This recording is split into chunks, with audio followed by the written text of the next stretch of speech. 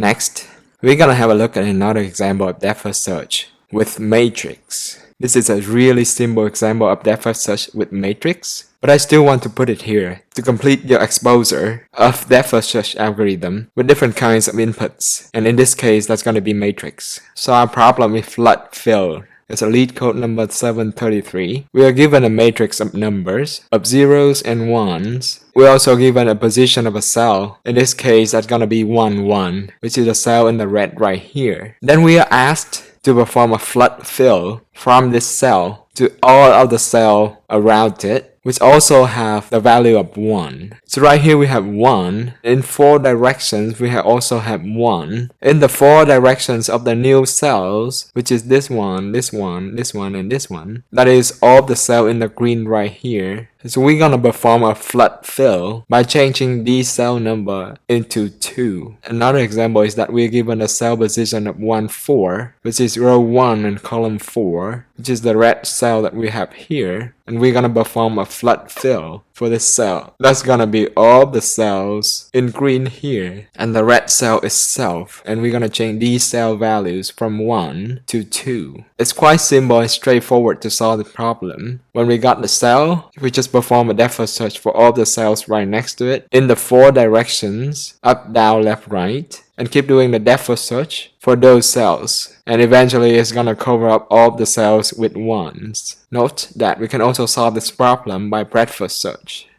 Now let's have a look at our implementation. We got a flood fill function. It's gonna take in the image, which is the matrix. SR is row, SC is column, and color is the new value of the cell. First, we're gonna print out the matrix, which is what we have right here. Then we're gonna create a stack and put the position of the starting cell into the stack. Always remember to use proper stack data structure in real life. Here I'm using an array for quick implementation. We also have our scene set to save all the cells that we have visited. Now while the stack still have cells in it, we're gonna pop the stack, get the string position of the current cell. If we have never seen this cell before, we acknowledge that we have seen it now. We get the value of the starting cell, which is 1 here. We update that value to the new color, which is 2 in this case. Now we're gonna list all possible neighbor of this current cell, left, right, and top down. Then for each of the neighbor, we get the string position of the neighbor, and we have never seen the neighbor before. And the cell position is within the array. And the value of that neighbor is equal to the initial value of the starting cell. We're gonna put that cell into the stack.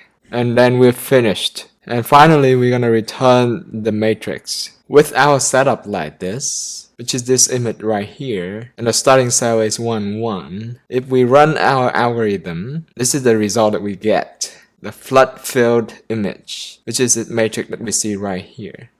Next, we're gonna have a look at the typical problems solved by depth first search algorithm. And we're gonna combine this summary with a comparison with breadth first search. So you can know the difference, the similarities, and when to use breadth first or depth first. Now remember, before solving any graph problems, always identify the nodes. Construct the graph, then apply the node discovery pattern to see if it fits to solve your problem. Now, let's start with our summary. For node visitation pattern, depth first search, gonna do a depth first, root to leaf, start to end, or end to start node visitation. For this one, if we start here, we're gonna go full depth. We can go from 0 to 5 to 4, start to end, or we can also go from 4 to 5 to 0, end to start. We have 2 styles with depth first. For breadth first, the pattern of node visitation is gonna be in layers. If we start here as FFO, we're gonna complete visiting the nodes in layer 1 first. Then we're gonna continue with the next layers, and so on. These are the 2 distinctive patterns of node visitation for breadth first search and depth first search. And both of the algorithms are gonna visit all of the nodes, and they will visit the nodes 1 time. If we have a problem of sorted path with equal edges, we can use breadth first search. We cannot use depth first search. Sorted path with unequal edges, we can use Bellman for, which we're gonna learn shortly later. For unequal edges, neither of depth first search or depth first search we're gonna give an optimal answer. Think top down. That means thinking from the starting node to the end node. Both depth first search and breadth first search can do it. think bottom up. Only depth first search can do it. Cycle detection, both of them can do it. Determine if a graph is hypertight, both of them can also do it. So you can see there's a lot of problems they both can do. So the key thing for this table is to focus on the thing that they are different.